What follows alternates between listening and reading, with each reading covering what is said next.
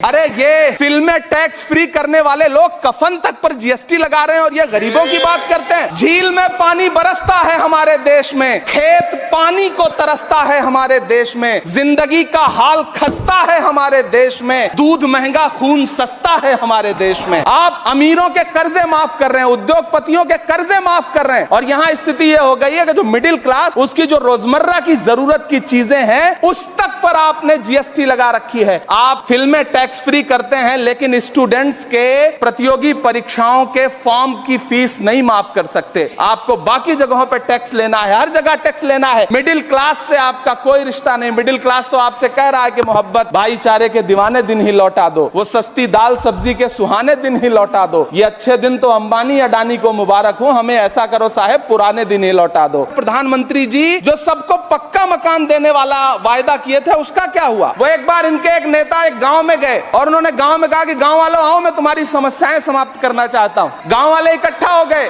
नेताजी ने गांव वालों से कहा बताओ तुम्हारी दो समस्याएं बताओ, मैं दोनों समस्याओं का यहीं पे समाधान करूंगा। तो गांव वालों ने कहा साहब हमारी पहली समस्या है कि हमारे यहाँ कोई हॉस्पिटल नहीं है। तो नेताजी ने मोबाइल निकाला, कहीं फोन मिलाया और मिला के फोन पे पता नहीं क्या कुछ कहा कि यहाँ गाँव में हॉस्पिटल नहीं है, हॉस्पिटल तुरंत यहाँ हॉस्पिटल चाहिए। गाँव वाले खुश हो गए कि 1 मिनट में यहाँ हॉस्पिटल आ रहा है। अगली समस्या के बारे में उन्होंने नेताजी ने गांव वालों से कहा कि मैंने आपकी पहली समस्या समाप्त कर दी, दूसरी समस्या बताओ। तो गांव वालों ने कहा साहब इस गांव में कोई भी मोबाइल का नेटवर्क ही नहीं है। ये है इनके काम करने का तरीका, ये है झूठ बोलने का तरीका।